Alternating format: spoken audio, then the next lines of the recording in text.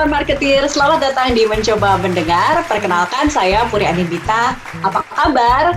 Semoga ya tetap sehat, tetap produktif, apalagi di tengah pandemi seperti sekarang ini. Mencoba Mendengar ini adalah ruang untuk kita semua menggantungkan sejenak penghakiman dan fokus mendengar dari sisi lain. Persembahan Mencoba Minimalis berkolaborasi bersama Marketeers. Mencoba Mendengar adalah tempat untuk mendengar hal-hal di luar ruang gema kita.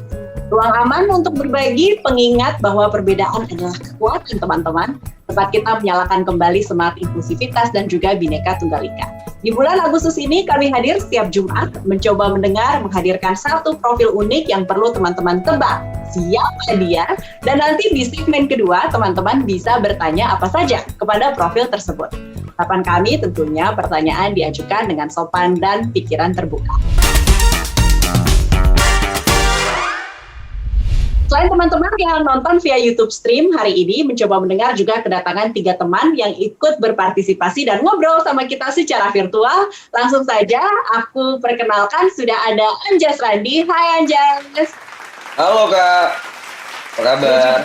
Baik, kita semua mencoba baik-baik aja, tapi sepertinya kalau kita sehat, kalau kita masih bisa nafas, kita masih punya kerjaan, kayaknya kita nggak bisa ngeluh ya saat ini ya.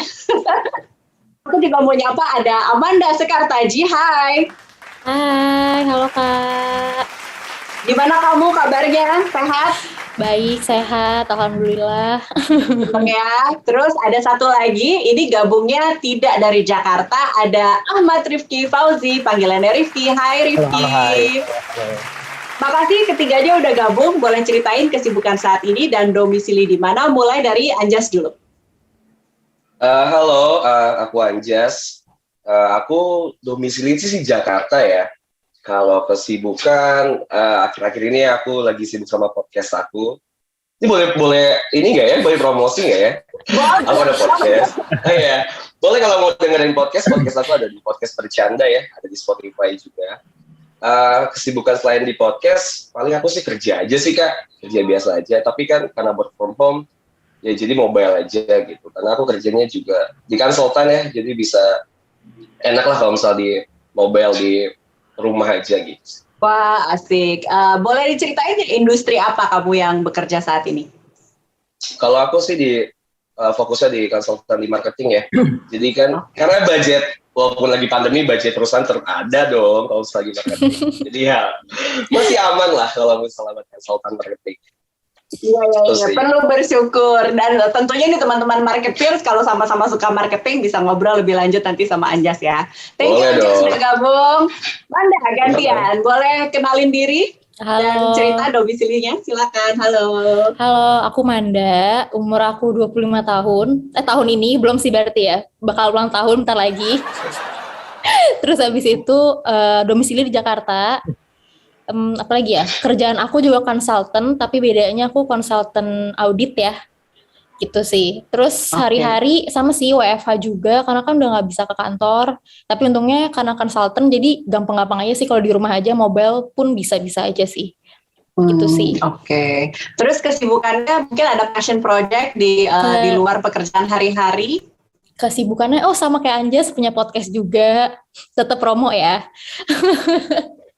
Namanya Pelan-Pelan Curhat. Pelan-Pelan Curhat, nanti dicari ya. Ada di Spotify ya. Iya. Siap. Makasih Manda, nanti kita ngobrol lagi. Ada Rifki boleh perkenalkan diri, domisili di mana dan kesibukannya, silakan. Siap, saya Ahmad Rifki Fauzi, dipanggil Rifki, umur 26 tahun. Kesibukan apa ya? Saya pengangguran sekarang. Bohong. Nongkrong aja, kerja nongkrong di kafe, ngabisin kopi sendiri.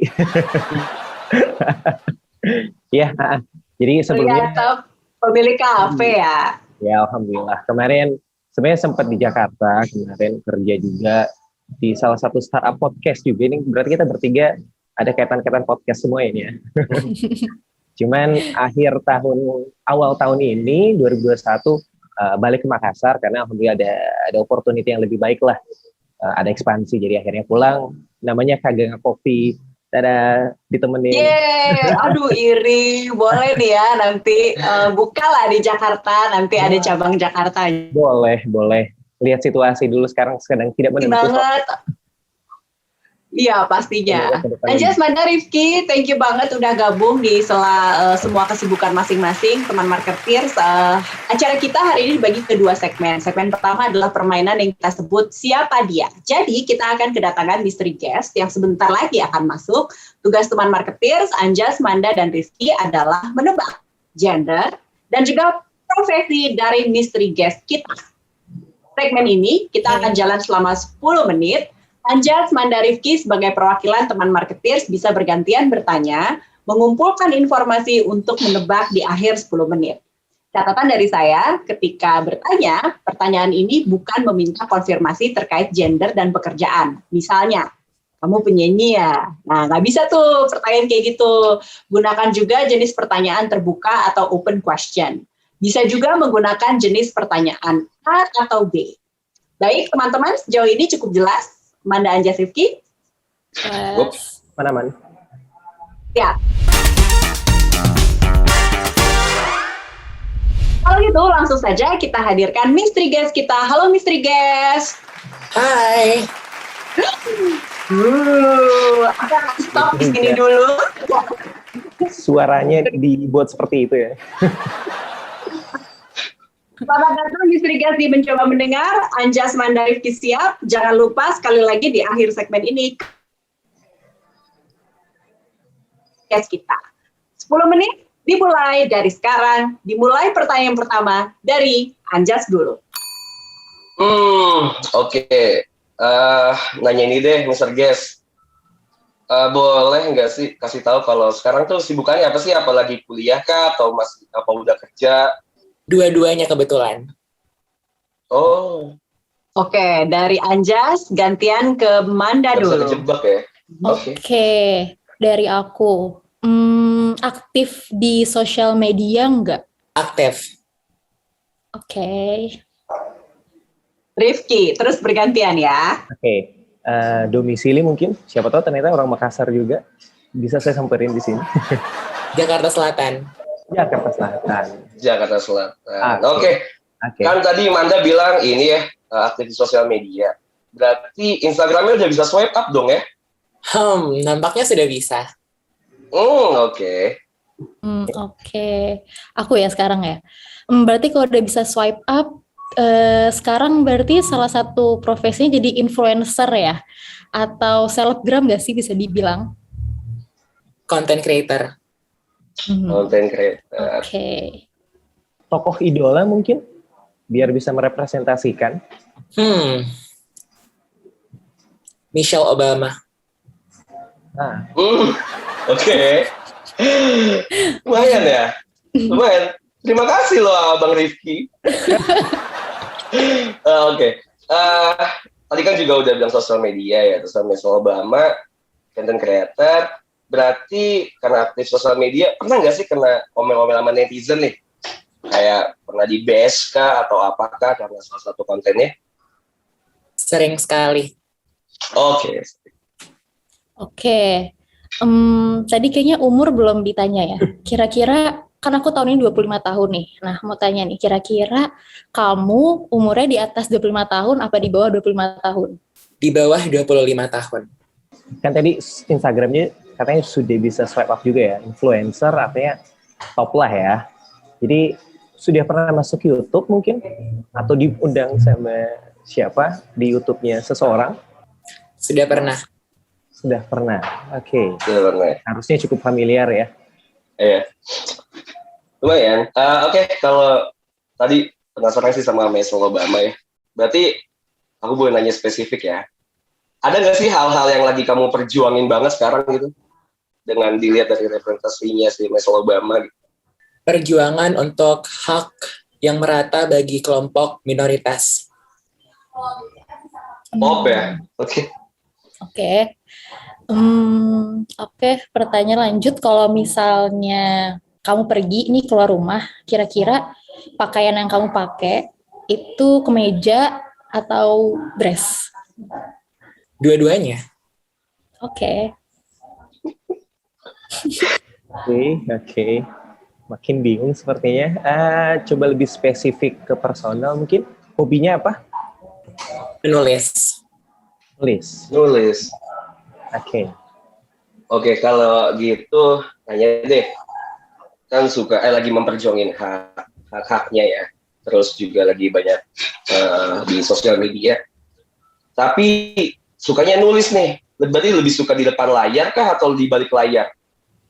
Keduanya. Keduanya ya. Oke, tadi kan bilang kalau umur kamu di bawah 25 tahun. Berarti sekarang kamu udah kerja sambil jadi content creator atau kamu masih kuliah? Sepertinya itu tadi pertanyaan pertama. Saya sedang Tapi udah ya Man ya. Udah ya? Udah nanya ya. Oke. Skip.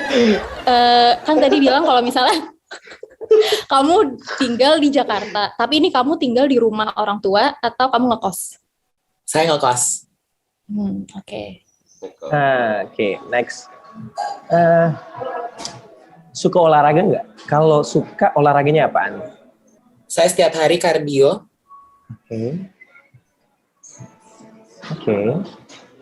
Oke. Kardio ya. Kan tinggal di Jakarta terus ngekos ya. Punya pacar apa enggak? Saat ini sedang single. Oh, lagi single ya. Oke. Tadi sedang single, berarti pernah punya pacar ya? Kayaknya sih, Man. Oh, itu pertanyaannya. Iya. Berarti pernah punya pacar kan? Nah, pertanyaannya ada lagi, satu lagi. Berarti kalau misal content creator, kamu content creatornya hanya di Instagram atau Instagram, Twitter, dan TikTok? Instagram, Twitter, dan TikTok. Aktif banget. Oke. Makin luas jadinya. Kalau boleh tahu konten-konten yang diproduksi kira-kira spesifiknya seperti apa? Lifestyle dan karya-karya saya. Oh, lifestyle. Ah. Oke, berarti Mr. Jess ini seringkah photoshoot atau foto-foto estetik seperti itu buat di sosial medianya? Photoshoot lebih ke campaign dan job lain saya. Oke, berarti job ya maksudnya ya? Oke, kalau misalnya di TikTok pernah buat konten soal menceritakan kisah kamu dengan mantan kamu atau dengan pacar kamu nggak? Betul sekali.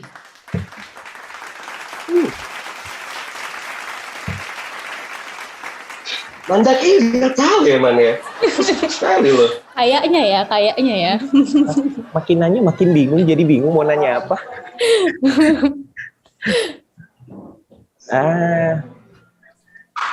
Coba ke selera musik deh. Selera musiknya musik apa nih? Sebenarnya cukup beragam, tapi untuk saat ini saya sedang mendengarkan lagu-lagu gospel. Jauh ya. Dengan selera saya ya. Kalau sukanya musiknya seleranya gospel, nonton filmnya genrenya apa? Lebih ke dokumenter dan romans sih. Mau nanya, rambut kamu panjang atau pendek? Saat ini sedang panjang. Oke. Kalau penulis berarti suka baca buku juga dong ya? Buku yang saat ini dibaca mungkin? Biografinya Michelle Obama. Oke. Kalau suka Michelle Obama, suka sama Barack Obamanya nggak sih? Bagus tuh dia tuh betul. Bukan nggak ya? Kebetulan si Michelle Obama yang saya rasa keren adalah saat beliau bisa menjadi orang di balik Barack Obamanya sendiri. Jadi sebenarnya ke Barack Obamanya biasa saja. Tadi kamu bilang selain kamu suka nulis dan kamu jadi content creator, tapi selain itu kamu suka apa lagi nih? Kira-kira suka nyanyi atau suka acting? Saya main teater.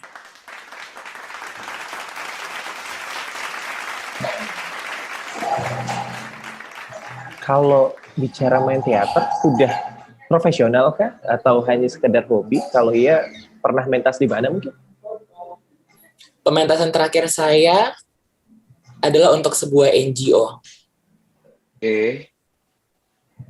Sedikit bingung ya kalau nanya ini apa ya. Oke, berarti apa sih yang disukain dari Michelle Obamanya sendiri? Dari tadi kan kayaknya ngomongnya Michelle Obama semua gitu ya. Lebih ke spesifiknya apa sih yang sebenarnya disukain dari Michelle Obamanya? Tetap ya Michelle Obama. Iya. Ini penasaran banget. Menurut saya keren aja kayak dengan segala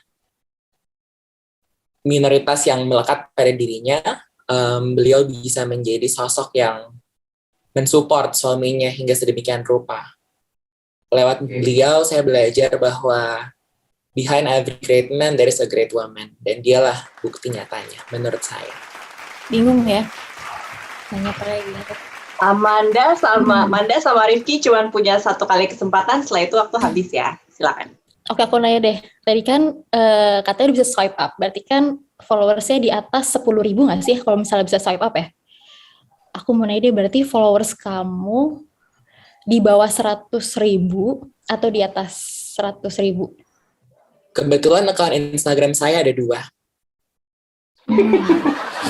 Dua-duanya, tadi udah jadi satu pertanyaan ya, nggak bisa nanya lagi ya berarti ya? Iya dong. Nyambung deh. Gagal. Titip aja. Apa tuh? Bisikin. Mau nanya Bingung ya? tadi. Yang Artinya fake account berarti atau dari real account gitu. Iya, itu dia mau nanya itu.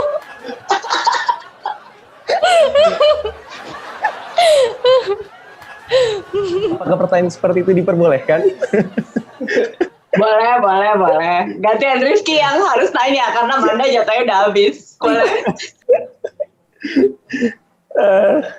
Apa ya? Tadi kan ada di beberapa sosmed ya, di TikTok, ada di Instagram juga. Lebih populer di mana? Paling populernya di mana? Di Instagram, di TikTok, YouTube, atau mana? Kebetulan di ketiga sosial media yang saya geluti, rasanya sama rata sih. Goks. Ya, waktu sudah habis. Terus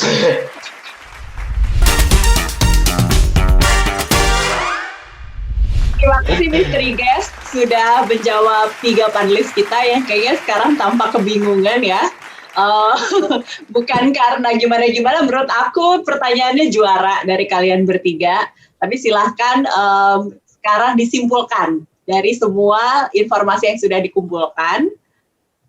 Sekali lagi aku akan tanya, gender dan profesi yang dijalani Misteri Guest kita apa? Anjas dulu. susah ya jadi orang absen pertama ya Kak.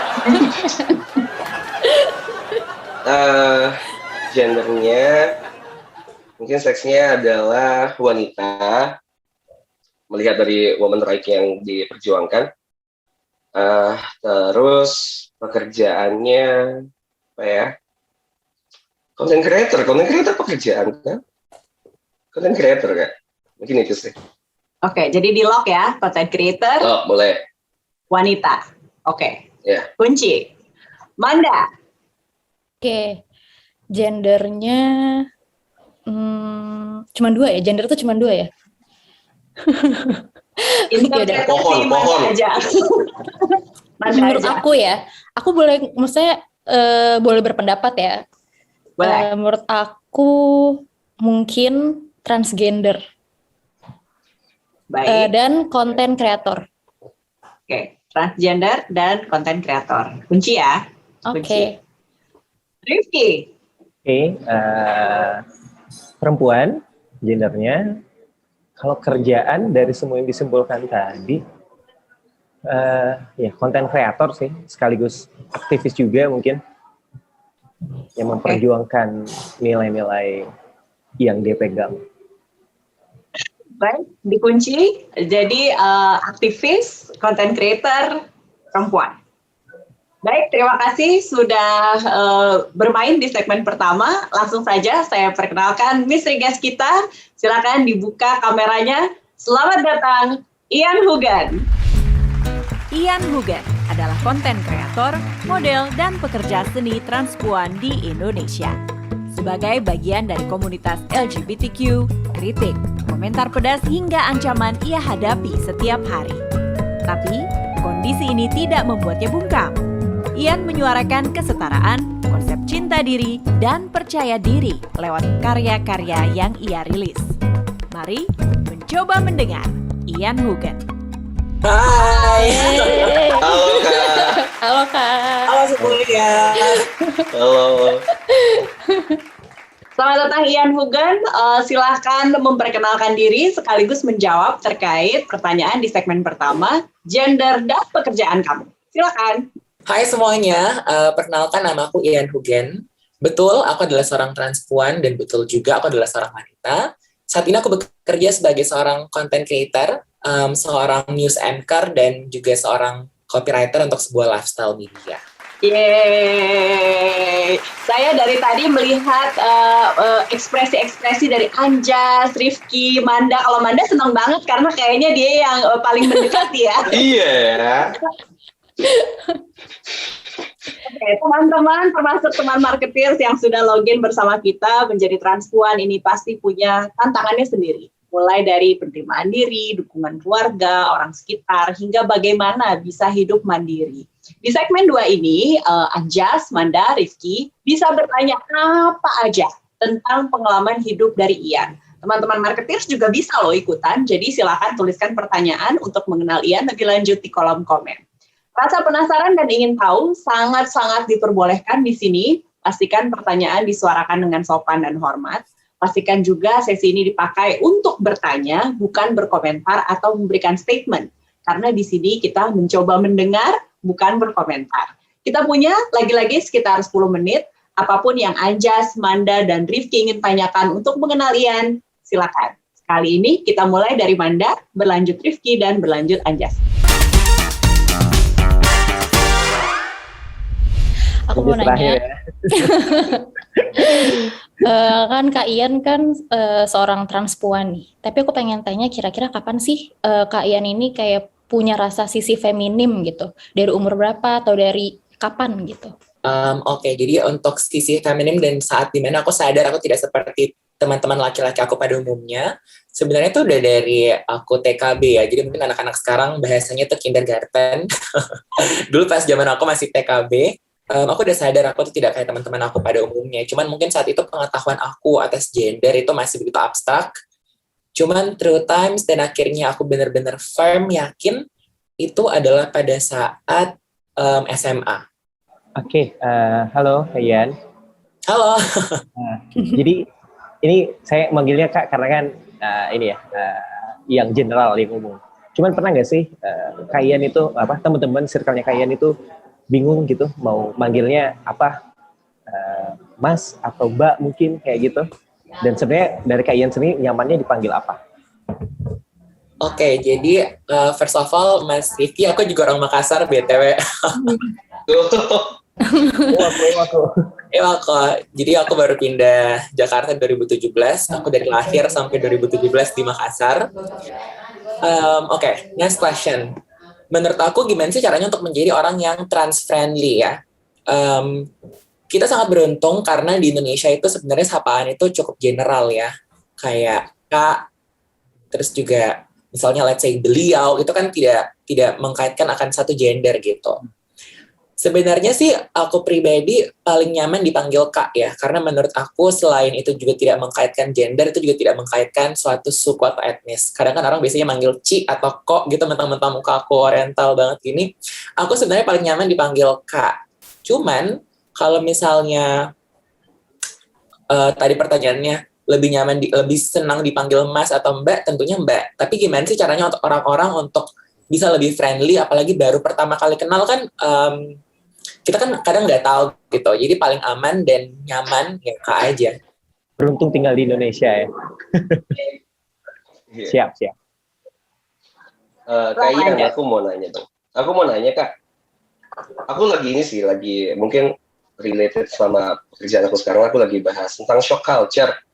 Mungkin aku bisa mau nanya ya. Kak Ian, pernah nggak sih ngalamin shock culture karena dari yang transpuan? Pernah nggak sih ada ngalamin shock culture-nya gitu? Atau apalagi kan baru pindah dari Makassar ke Jakarta. Bisa nggak sih ceritain ada pengalaman shock culture? Ini shock culture dalam artian gender atau dalam artian kota? Boleh. Dari kota, dari gendernya juga. Oke, jadi kalau misalnya kita ngomongin soal kota dulu ya, kota itu tentunya Makassar dan Jakarta berbeda. Mungkin juga Mas Rifki bisa relate. Kalau misalnya Makassar tuh apa-apa orang tuh lebih straightforward dan lebih langsung-langsung aja gitu. Sedangkan kalau Jakarta bisa aku bilang orang-orangnya emang mostly, apalagi dalam industri pekerjaan aku ya, harus pintar sugarcoating dan menjilat gitu loh. Tapi itu emang cara kerja industri ini dan kayak kita nggak boleh menutup mata. Bener Kak Puri? Jadi kayak harus jago peres gitu loh ibaratnya. Nah, tapi kalau misalnya ngomongin soal saat aku berubah dari laki-laki menjadi perempuan, tentunya banyak banget ya hal-hal yang aku rasa berbeda gitu. Ini kalian sadar nggak sih sebenarnya kalian itu laki-laki sangat privilege gitu loh, dalam artian kalian bisa keluar rumah jam berapapun, mengenakan apapun dan tetap merasa aman di ruang publik. Sedangkan kalau perempuan, jadi ada suatu kisah di mana aku dari dulu selalu berolahraga dengan celana yang sama. There's one running pants. Aku pakai itu dari SMA. Lucunya di saat aku sudah menjadi perempuan dan aku mengenakan celana yang sama, yaitu celana di atas lutut, respon yang aku dapat dari masyarakat itu berbeda gitu loh. Padahal celananya sama loh. Perbedaannya cuma yang kenakan perempuan dan yang kenakan laki-laki. Di situ aku baru sadar kayak, wah iya ya, even hal seperti celana pun tuh kayak begitu sensitif saat dikenakan oleh gender yang berbeda. Itu baru ngomongin simplest thing. Kalau kita mau ngomongin hal yang lebih kompleks, dulu saat aku laki-laki, aku selalu dididik untuk menjadi laki-laki yang punya banyak achievement, yang vokal, yang alpha gitu. Seolah-olah laki-laki yang alpha itu kayak panutan. Jadi aku emang terbiasa dari kecil menjadi anak yang mandiri dan benar-benar goals oriented. Tapi di saat aku menjadi wanita hari ini, dengan kualitas diri yang sama, aku tuh dipandang menyeramkan dan bikin laki-laki minder. Jadi aku kayak, wah, bayangkan, menjadi wanita yang punya kualitas diri yang sama kan laki-laki, itu justru dianggap sesuatu yang horor gitu loh bagi masyarakat. Itu sih yang paling aku rasa mengejutkan. Tadi lanjut ke pertanyaannya Anjas, ya aku pengen tanya, gimana sih caranya Kak Ian itu menyikapi pandangan orang-orang, atau bisa sebut kayak tetangga-tetangga nih, kan kadang-kadang tetangga suka nyinyir-nyinyir gitu kan, atau kayak melihat Kak Ian tuh kayak, ih perasaan kemarin dia cowok deh, kok sekarang jadi kayak gini gitu. Ada nggak sih caranya, bukan tips and trick juga sih, pokoknya caranya gimana supaya Kak Ian ini menyikapinya dengan positif juga gitu. Oke, jadi menurut aku sebenarnya jarang banget yang menanggapi orang-orang seperti itu. Kayak, kita bisa bilang kritikan tuh ada dua wujud. Ada yang membangun, ada yang menjatuhkan. Jadi kalau misalnya yang membangun, aku bisa pakai jadi bahan refleksi, tapi kalau misalnya tidak membangun, aku biasanya abaikan saja. Nah, ngomongin soal orang-orang atau tetangga, atau mungkin bahkan orang-orang yang mengenal aku sebelum 2017, terus kayak tiba-tiba, lah kok dia sekarang kayak gini. Cara menanggapinya adalah kalau misalnya memang orang itu menyampaikan opininya dengan tidak membangun, dan menurut aku juga aku tidak membutuhkan dia lagi dalam hidup aku hari ini, tidak aku tanggapi. Perjalanan menjadi seorang transpuan ini mendewasakan aku bahwa tidak semua hal harus kamu tanggapi. Dalam ya. Rifki, silakan. Masih ada teman-teman kayaknya bisa satu ronde lagi. Jadi nanti setelah Rifki semua masing-masing sekali. Setelah itu waktunya habis. Silakan. Oke. Ketika mencoba memutuskan ke Jakarta kan artinya industrinya lebih luas ya kayak. Maksudnya bahkan mungkin ketemu dengan macam modelan sifat-sifat orang yang makin banyak, yang makin beda-beda. Terus apa aja yang pernah komentar mungkin atau tanggapan orang-orang yang melihat Kak Ian dengan situasi yang sekarang? Ini tanggapan dari orang-orang Jakarta ya, atau orang Makassar? Dari orang-orang, boleh deh yang orang-orang Makassar juga, penasaran jadinya. Sebenarnya kalau di Jakarta sendiri, aku emang dari 2017 sudah memiliki sebuah taktik tertentu saat berpindah kota. Jadi kayak, I always believe that you need to choose the right environment. Kayak kamu harus benar-benar memilih the right pond to swim in. Jadi kayak itu adalah kuncinya sih. Jadi sebisa mungkin dengan itu, aku pun mendapat tanggapan-tanggapan negatif yang tidak begitu banyak, karena emang circle aku adalah orang-orang positif. Jadi kalau ditanyain soal tanggapan orang Jakarta yang menurut aku paling membekas, mungkin pre-transition kali ya, saat kayak bahkan orang-orang dalam komunitas tuh bisa dibilang, apalagi orang-orang dalam komunitas dan dalam industri yang sama dengan aku, which is entertainment gitu. Entah kenapa tuh seperti ada pakem dan standar tertentu. Wanita harus seperti ini, transgender harus seperti ini. Kalau misalnya kamu belum seperti ini, you are not transgender enough, you are not woman enough. Mungkin dulu karena aku kebetulan sampai sejauh ini belum pernah melakukan hormone injection, aku belum pernah melakukan operasi atau apapun itu.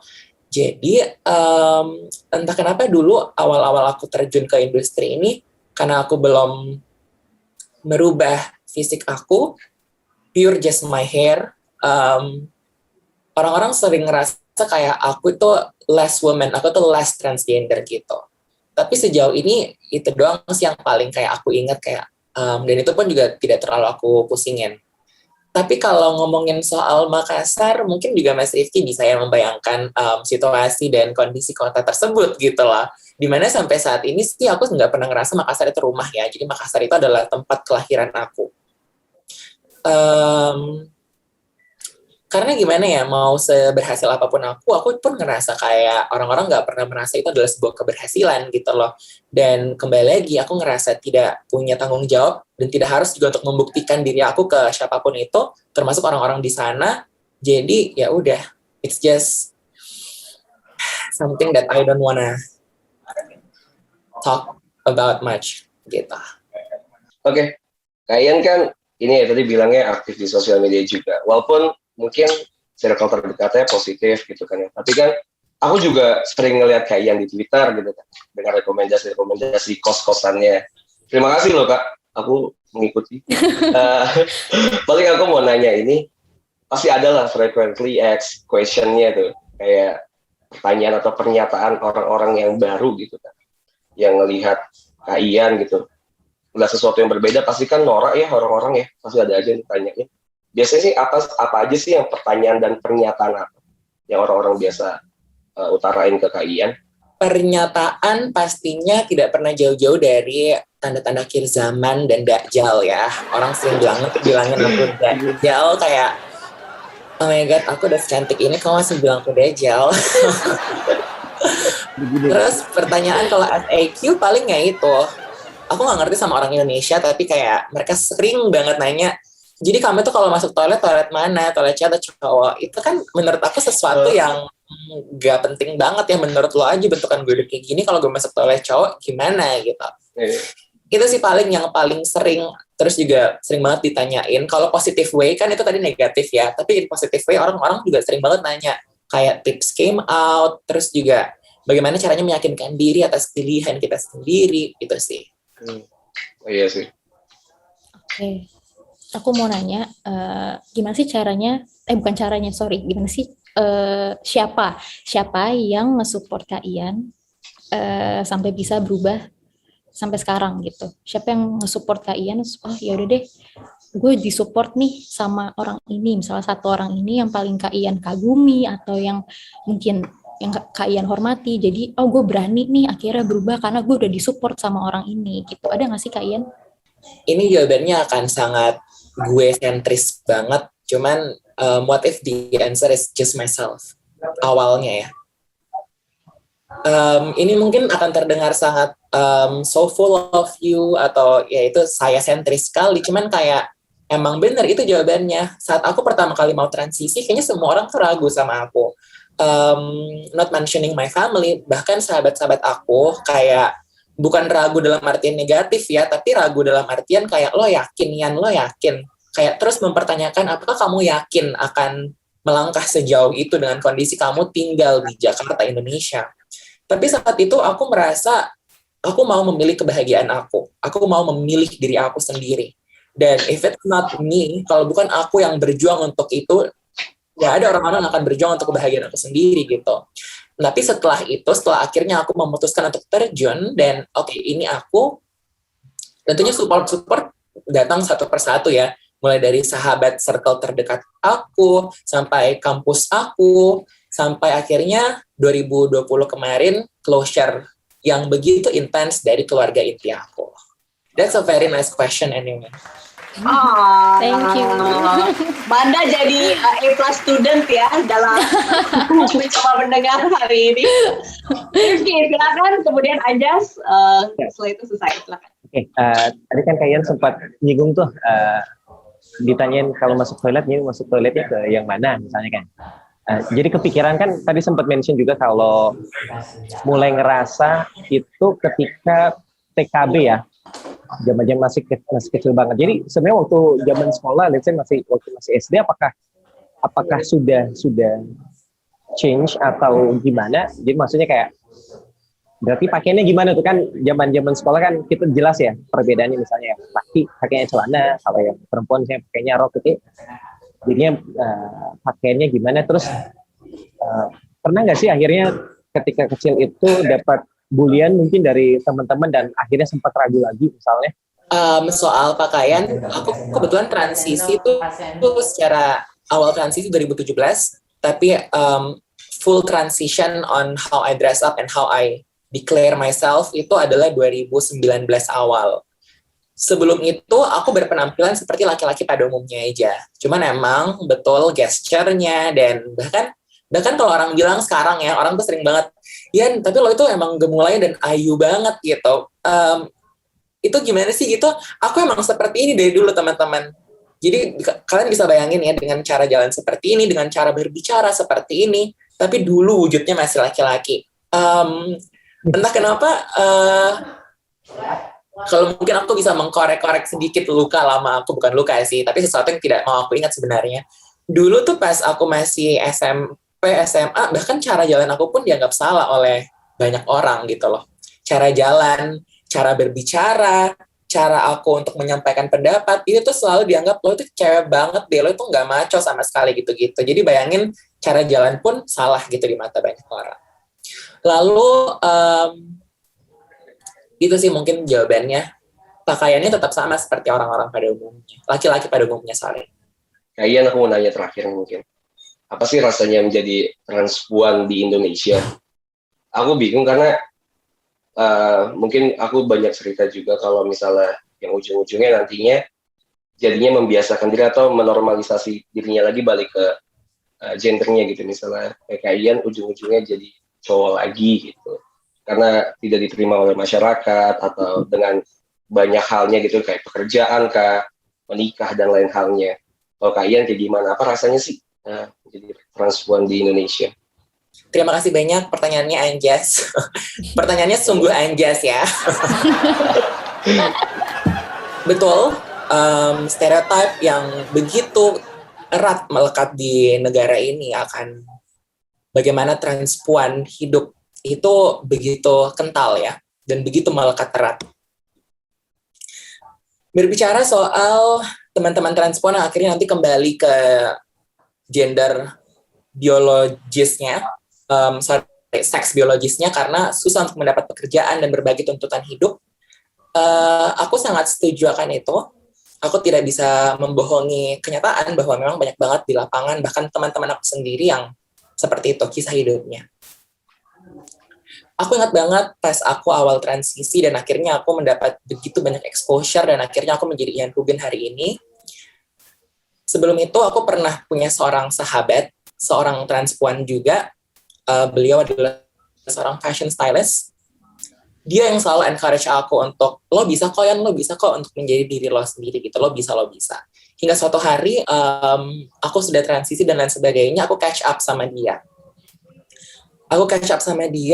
Dia udah berubah, dia udah kembali menjadi laki-laki. Setidaknya cara berpenampilannya, deep inside and in her heart, she is still a she gitu. Tapi cara berpenampilannya sudah kembali menjadi laki-laki. Aku kaget banget. Terus aku nanya dia, kamu kenapa kak? What happened gitu? Terus dia bercerita, iya, ibu aku sakit. Aku nggak bisa bayar uang rumah sakit dengan penghasilan aku sebagai seorang fashion stylist doang. Aku harus kerja kembali di korporat.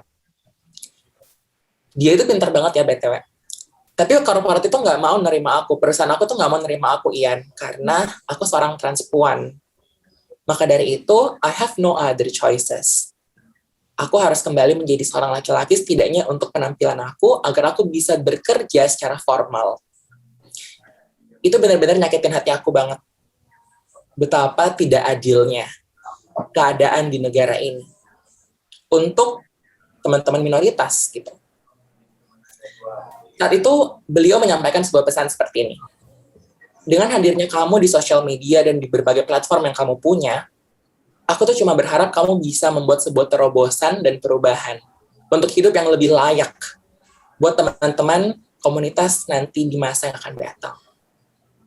We have a very big hope on you, and we will always have your back.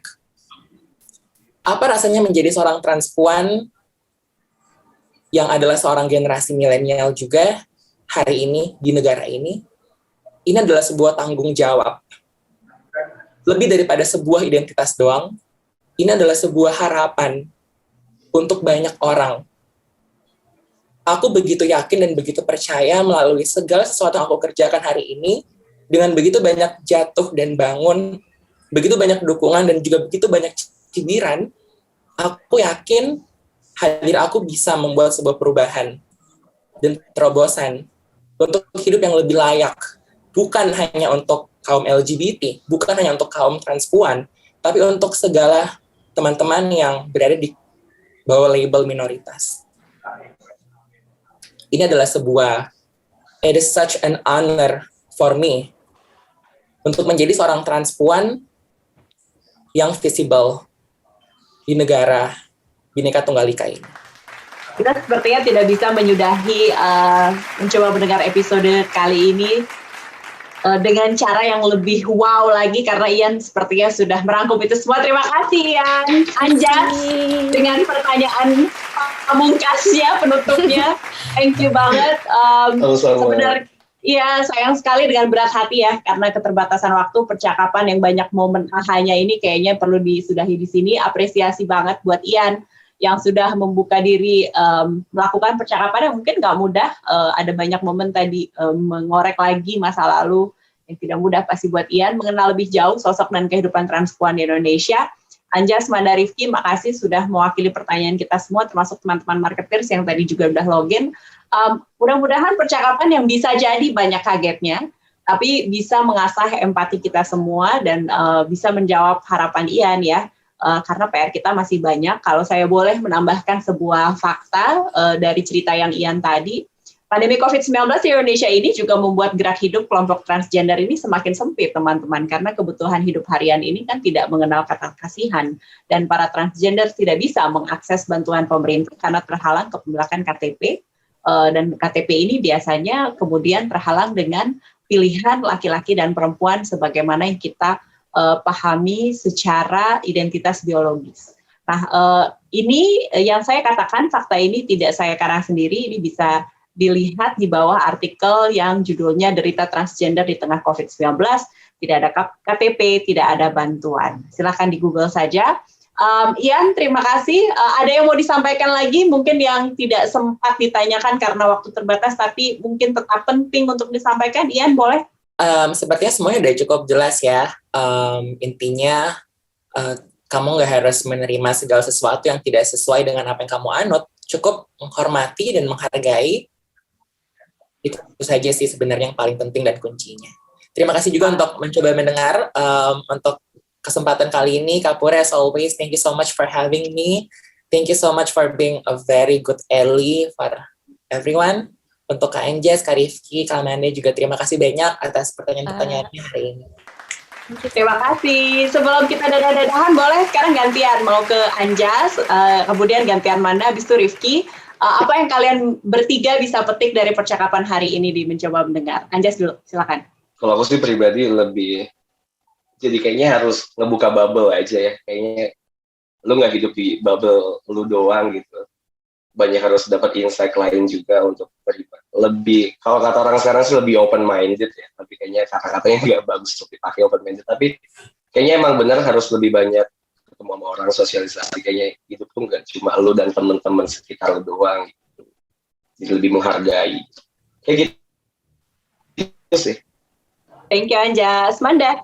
Oke, menurut aku juga sama sih kayak Anjas. Intinya siapapun orang di Indonesia, mau dimanapun kita ketemu, mau dia berbeda dari kita, mau dia pokoknya ada kekurangan, ada kelebihan, kita harus tetap menghormati aja sih intinya.